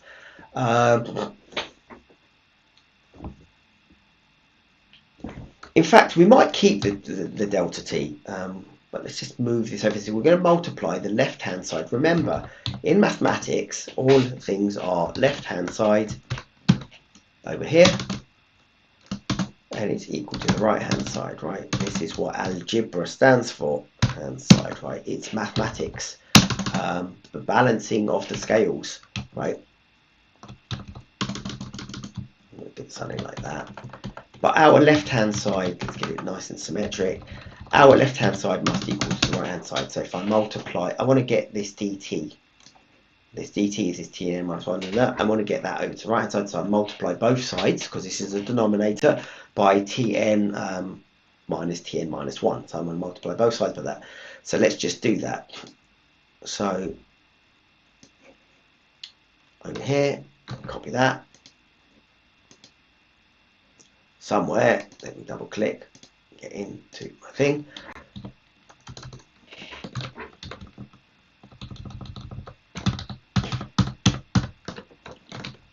That effectively brings this all over to this side here. It becomes a multiplier here. Now, I'm going to stick this straight back in for now because it's convenient and it's shorter. Copy. So all of this just becomes dt. There we go. A little bit cleaner for our lives, right? And I can now remove the brackets from here. I'll do that on the next. Oh, should I? I'll do it here, right? We can remove the brackets. Well, that's nice and clean. And we can move this x naught over to, from the left-hand side over to the right-hand side. So let's do that as well. So I'll keep the equation as it looks like. I've just shoveled, all I've done is move things from the left to the right so far. So it now looks like this, okay? And I'm going to take this one and put it on over to this side, so this negative x naught on this side becomes a positive x naught on this side, so I can stick it in the front of that equation. So I can take everything here, and I can insert a line over here, and I can take this x naught from here, cut it out, and I can bang it straight in over here. And that negative carries over, which is nice and beautiful because it makes my life really simple. And I've effectively got something that looks like this. Now the equal sign has moved because it's like left-hand side heavy, if that makes sense. But this is how I'll put two. I hate that when it does that. There we go. So now it's beginning to look a little bit cleaner. We still got our x in there, and what is this x? This x here, I've got to be careful with this, and I need to go back over here. When I'm doing all of the labelings in our equation, we need to start at a certain point. So where will I put my labelings here? But we need to start at x naught basically. So because it's our first iteration. I think the first time I'll think about this is computationally is this here will be x naught control shift B, right? And I should actually say, because this is like, and this is just our notation, right? So this is where this is all true, right? But basically, x also where x naught means x x at time t naught, t equals 0 or t naught. And I'm just going to control shift B. So that's what x naught means, right? X naught means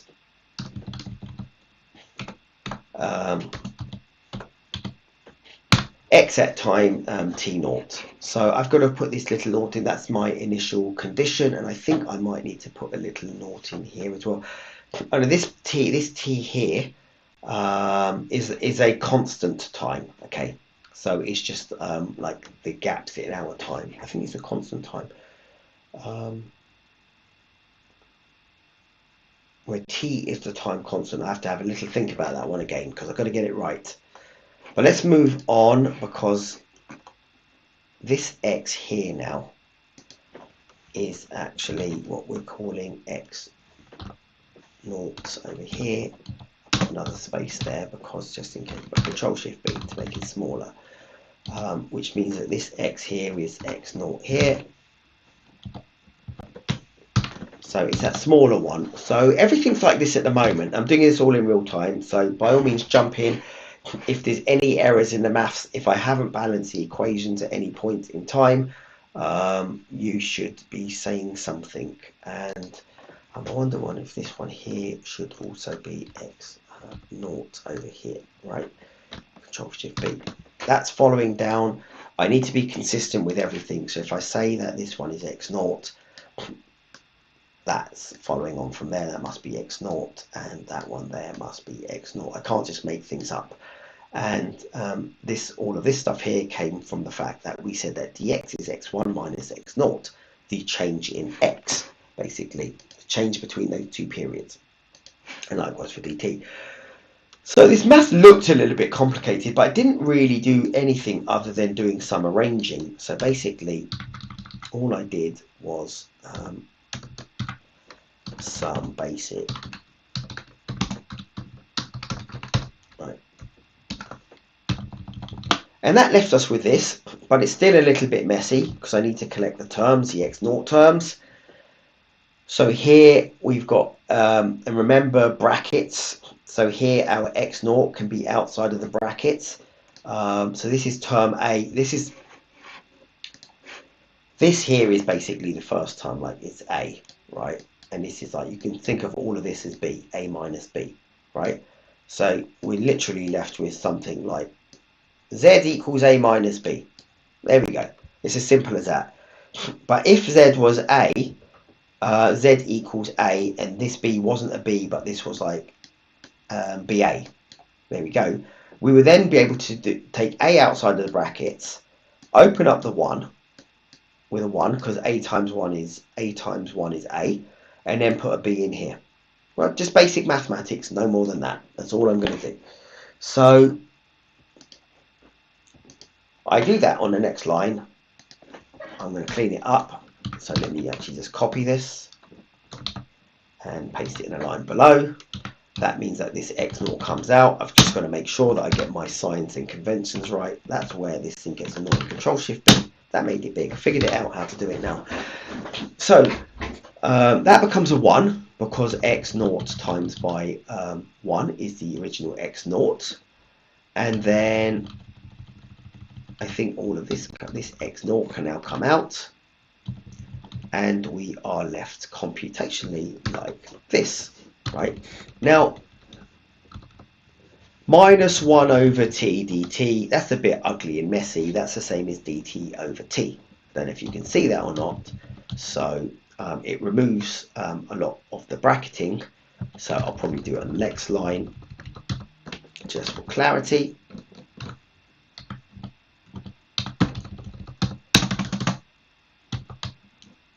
Which is, I can take this dt here because it's a multiplier and stick it right where dt times 1 is dt, basically. And the reality is computationally now I don't even need the brackets, right? Because 1 minus dt over t, well, order of operations, the brackets, the multiplication comes before the subtraction anyway. So if I paste that in here, right, I can remove the brackets. So now this whole ugly equation, not ugly, I don't know, this equation here at the top, and I should make it bold and like a different color even, so like purple, there we go, bold and purple. This whole equation, I'm going to make it blue because it's annoying me that it's purple. It's not, that wasn't purple enough. There we go. This whole equation at the top then kind of like became this thing here. So bold and blue, which then became, I'll move it on to the next page, but it then became this ugly looking thing over here.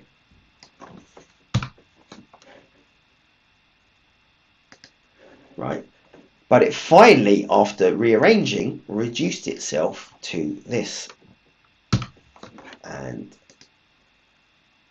there we go. So we're now left with this. So I'm going to plot this. That's what I'm going to actually do. I'm surprised I did all of that without getting any error in the maths. And I presume I just kind of leave these things here. The final step, I guess, is this, which is, well, we know what dt is, but really we want to take this and paste it on the next line, because really when we talk about x1, we talk about the next value of x, which is xn plus 1 here, bold. Oh no, I unbolded it, I didn't mean to do that. I meant to do Control-Shift-B to lowercase it, and this one here is the previous value. So we can see the relationship between 1 and 0. Now this is just labeling for us. We could have used n over here and n minus 1, but whatever value of n we had here, the one on the left hand side, the one on the right hand side had to be 1 less. That was basically it. And I think, did I forget our t's, but our t would be at t0, I think. So I've got to be careful about that, but our t is at every stage in time. So I think that was pretty much it. Yeah, our t's are, because so let's just get that done as well. This is actually t at 0 over here. I did that again with the bolding, and this will be our t0 over here, and we're just going to carry it through 0 over. One nice thing about computing stuff and doing this all by code is, although it's got an overhead when you first do it, correcting mistakes or putting insertions in or whatever you want to do, like amendments, afterwards becomes much easier.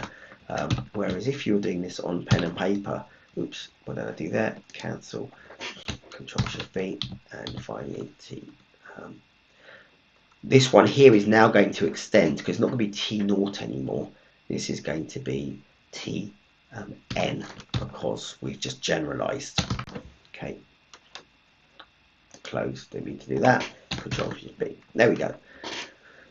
So that's kind of like the equation that we are going to now run through. So we kind of, these two equations, they're the same, or does anyone think that they're not the same? I don't know. They're the same. So I'm now going to model this. That's kind of like what was there. So let's actually, I'm just going to do the casting of the link as well. So copy, I can do a reminder. So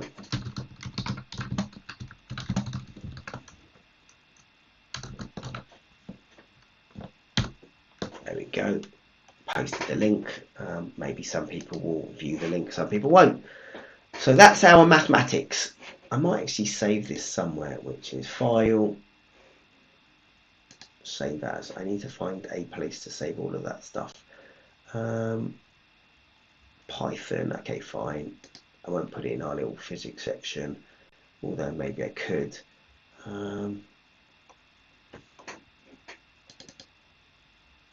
YouTube, assets, I guess docs, maybe it'll belong in there.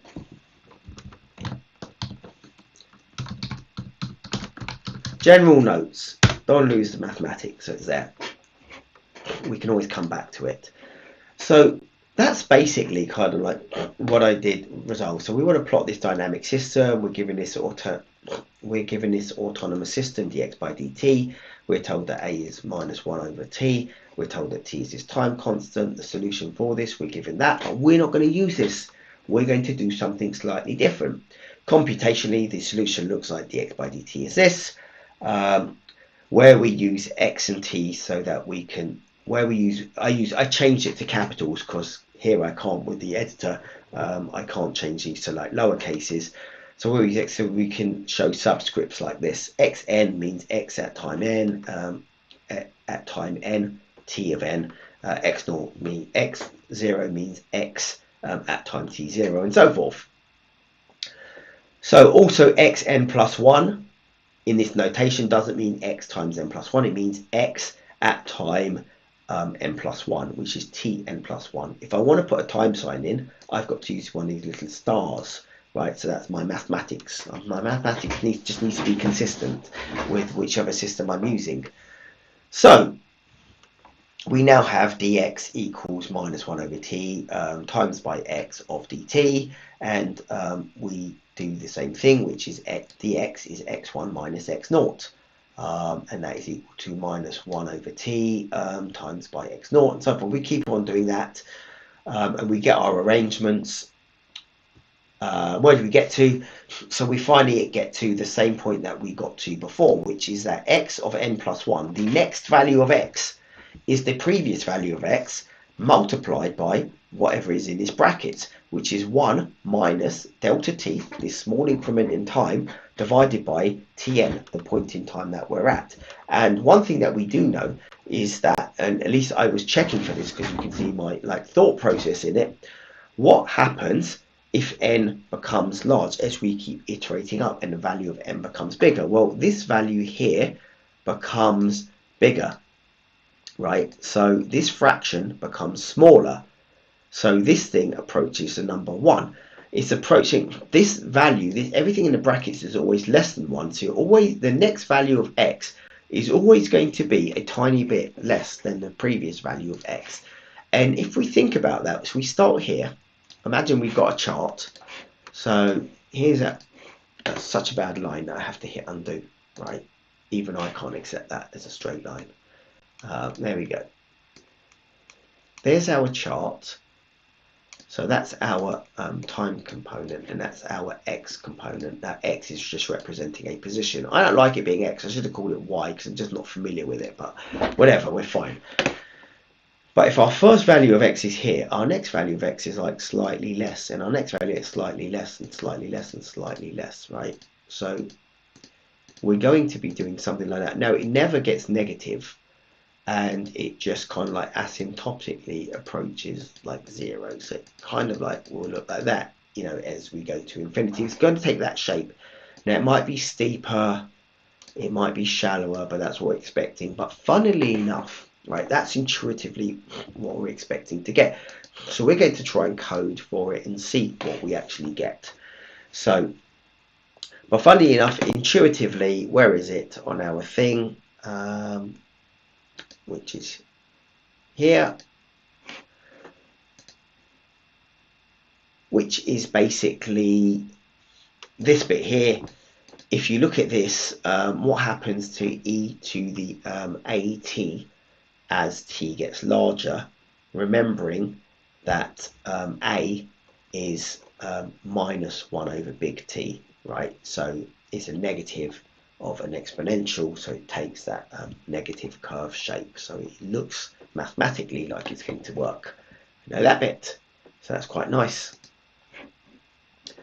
So let's go into this. I import matplotlib.plyplot as PLT. We've seen this before. Now we're using it in practice. I do something slightly different, is that I don't take a script approach now. I'm taking a full coding approach. Right, the full coding approach is this. If I just hash all of this stuff out for a second. So if you consider everything below the line, I do. I just set up a template. Right, I do this. We've got the if name equals main guard, and then I call a main function. That's quite a Pythonic thing to do, and I can call all of my other functions from the main function. So we get to this piece of code here. Everything else has been read into memory at that point because Python runs its code sequentially. That means that main has already been read, and this is the point where we call it. So we read everything, jump right back to the top, and start running our code, calling all of the functions that we've already previously read. Fantastic, let's do it like that. Great structure. So, on doing that, we've got the def main there. I'm just going to remove all of this because that was where our stuff. Anyway, imports went at the top. That was the other little piece of that templating. So, the only import that we need, although I did use another one, at a certain point because I wanted to check something, was I used import pprint, which is for pretty printing rather than because I wanted to do something a little bit more elaborate than just print, because I wanted to like print arrays in, I don't know, in like shapes or something like that. So I've done that, but it's grayed out here. We see it's grayed out in the linter, which means I don't, I'm not using it in the code. I kind of like, in fact, I commented it out here. I wanted to see that my lists were being built correctly, and I wanted to kind of like see them in like a nice looking way. That's what the pprint did.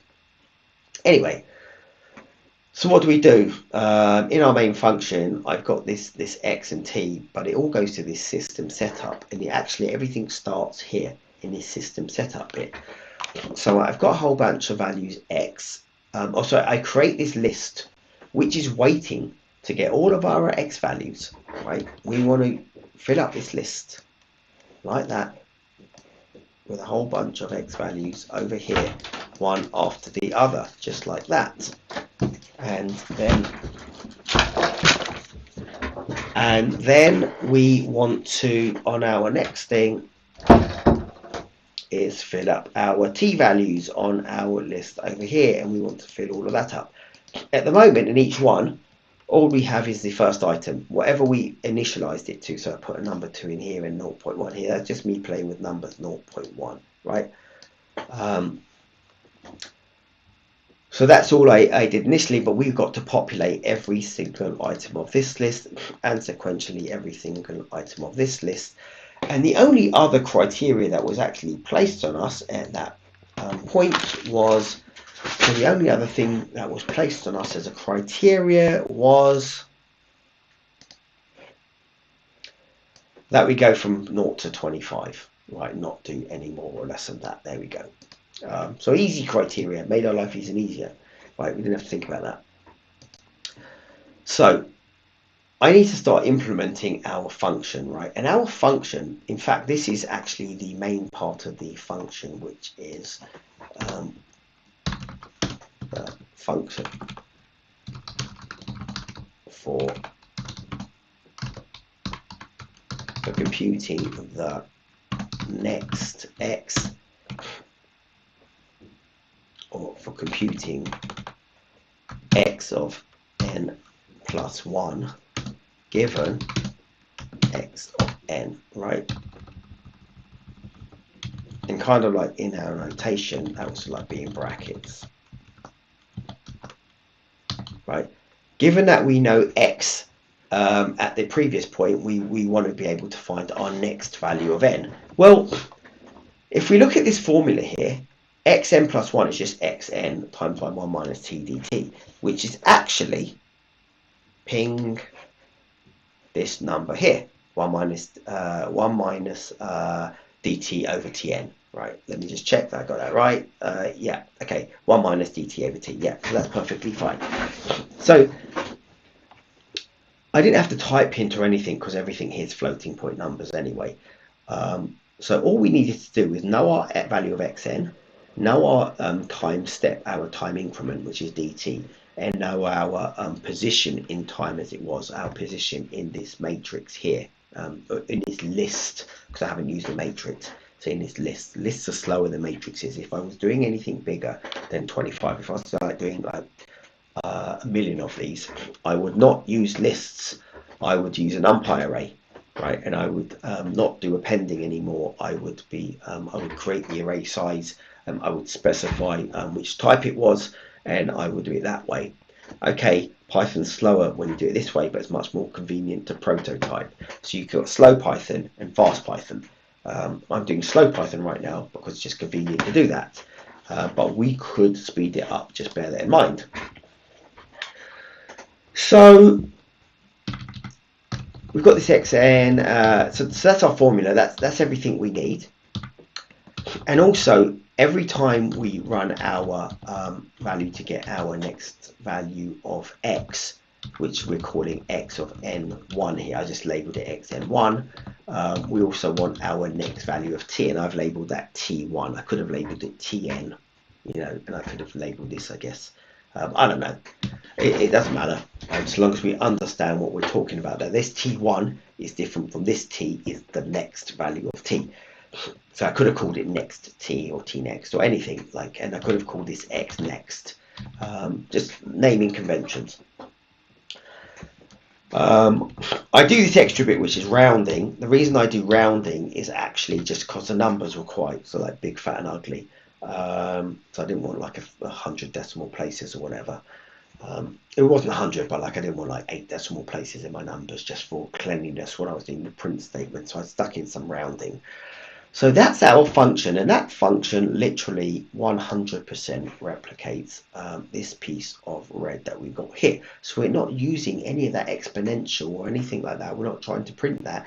We're just trying to computationally get the next value of n, given a previous value of n, and given that we know the value of t and we know our time step delta t. That's it. So we go around and just say, well, let's do that computation. So that's our computation, but we need to do it multiple times, right? So here's our for loop. We've set up our initial conditions because we've got the first values. So x values is first item. I just set it to be number 2. We can play around with that.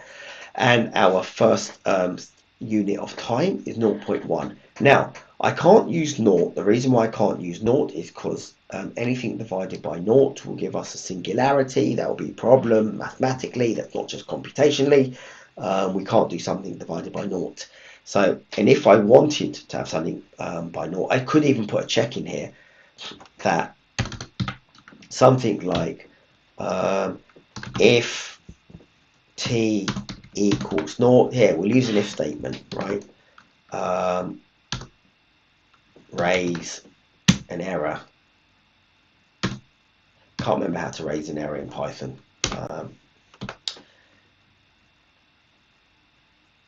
I should just put print, doesn't work, but actually it might do a raise an error.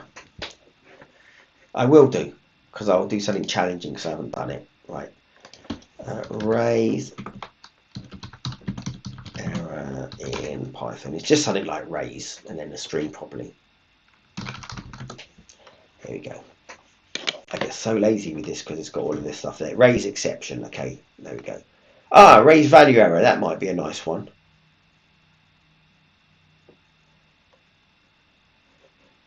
Yeah, I'm going to raise a value error. In fact, I'm going to steal all of this. Well, I don't have to because that's already there. Raise value error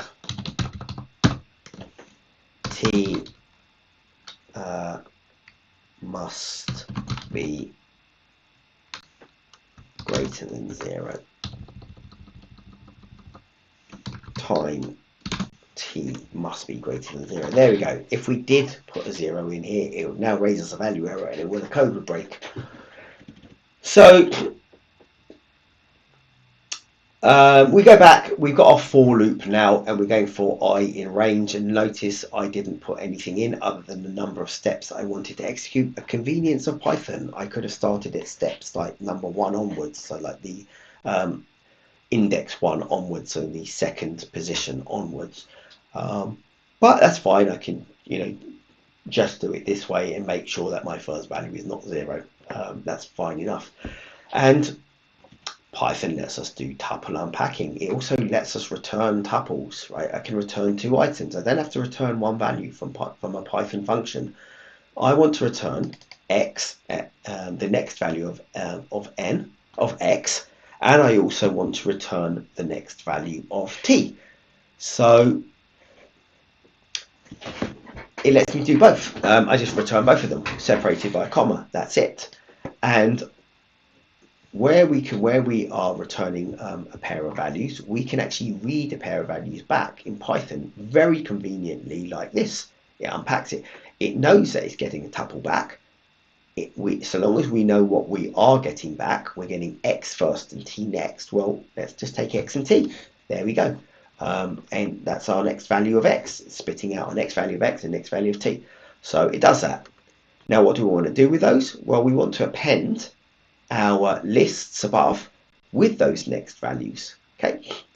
And then we want to recycle and keep doing that same thing. So we're going to go around back in a loop, and then once we've worked those out,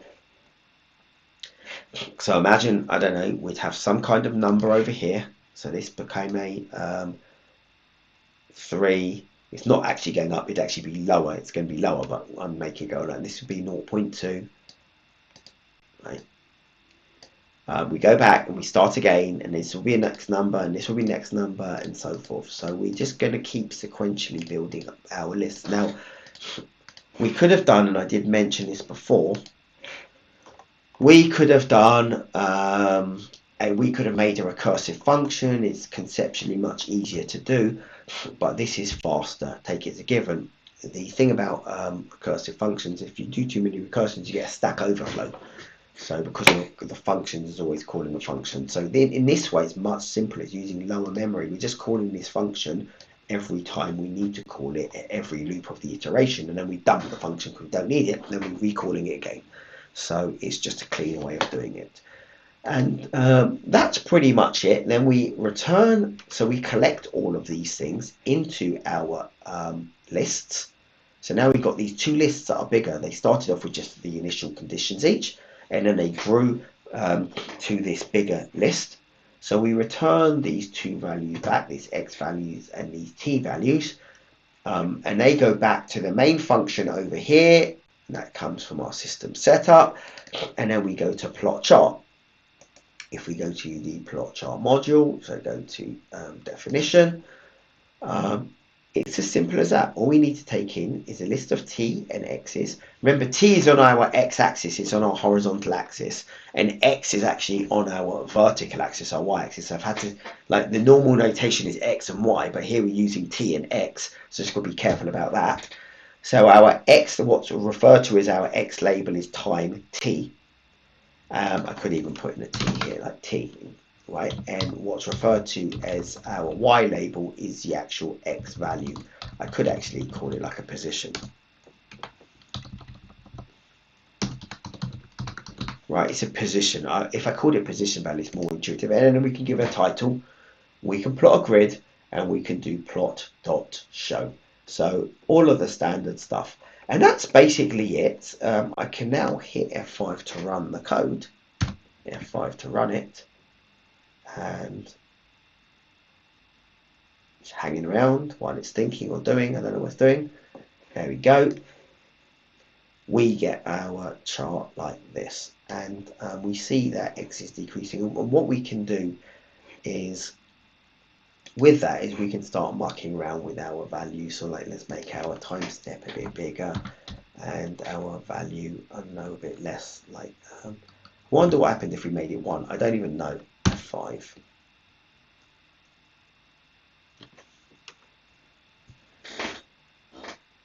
So we get a different chart that looks like that. And another thing that we can do that's possibly quite nice is if we do put everything into a block of code, which I'll put it all into one big block here like this, right, which is this run cell below, so I can run it as a cell. I can then get rid of all of, well, we can get rid of the terminal, so Control J, and do a control return to run everything in the interactive Python, because we can do a whole bunch of different charts basically.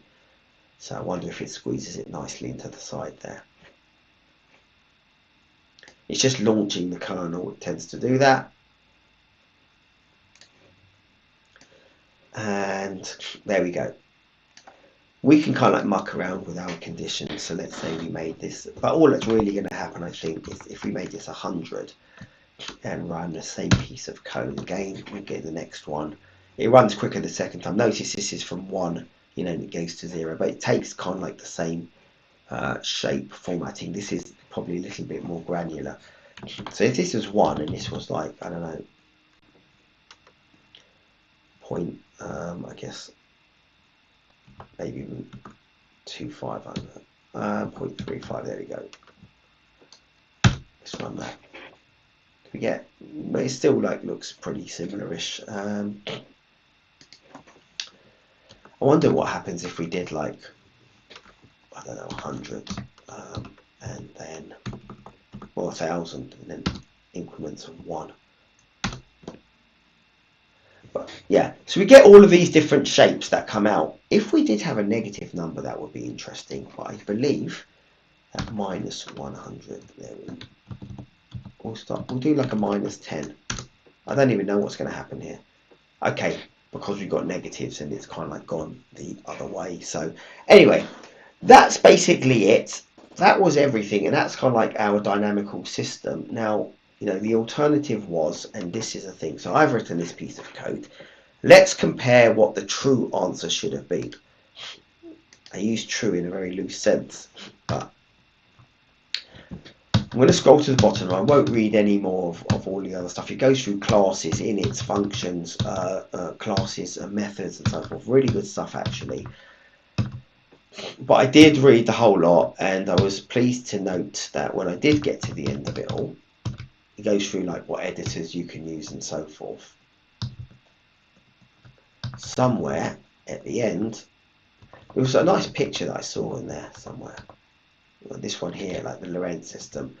But that's actually, you know, I think it's the default thing on the Jupyter notebook, just to like what you can do. If I go to the end, wherever it is, oh, that's statistics as well. The statistics module, very, very useful module. Here we go. Start using Python. I think this was, did he call it the solution?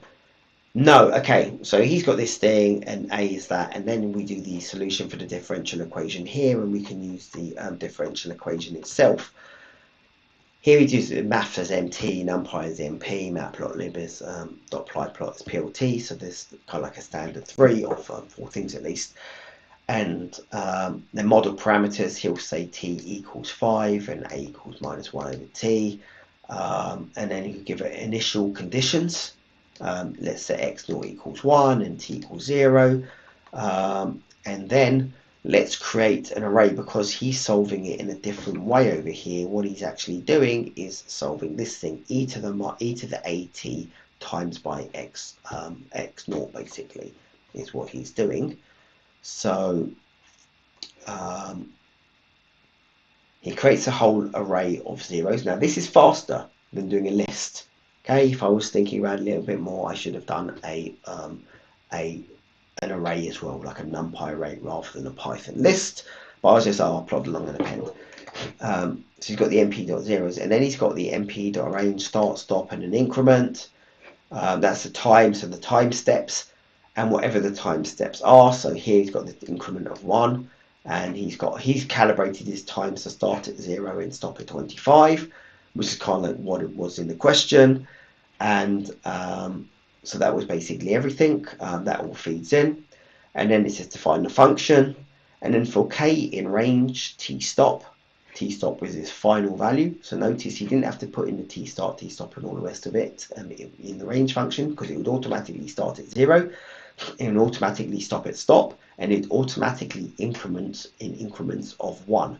So you only had to use that start, stop and increment for the mp.arrange for constructing the original NumPy array. That's what he needed to use those bits for, because he knew there was going to be like a little block over here of memory that was like 25 exact pieces long. That would have been 25 pieces long. He knew that already on his thing. So but anyway, in here he does this, and he gets each value of x, and which is this blank list here, and he populates the list. So each item in the list for k in this thing, so k is like these integers, so it goes from 0 to 25. So x0 is his first value, x1 is the second value, and so on. And he does the same plot with the time and the x component and the simulation of the dynamic system, and achieves the same result. So you've now got two ways of doing the same thing. One is doing kind of like the pure maths and putting it into a NumPy array, and I'd actually kind of like, is the pure maths better? When you can solve the equation simply, the pure maths is better. But the alternative and quite nice dynamical systems way of doing it is to reduce it, because you don't have to do the pure maths. You didn't have to do any integration or anything. You just had to work out what the next value of n was given the previous value of n, and you didn't need anything for that. That's kind of like simple simple algebra, in the sense that it's kind of like, it's like if I know this point here and I want to get to this point here, I can kind of like work out this little piece, and I can keep on working this little piece. So that is calculus.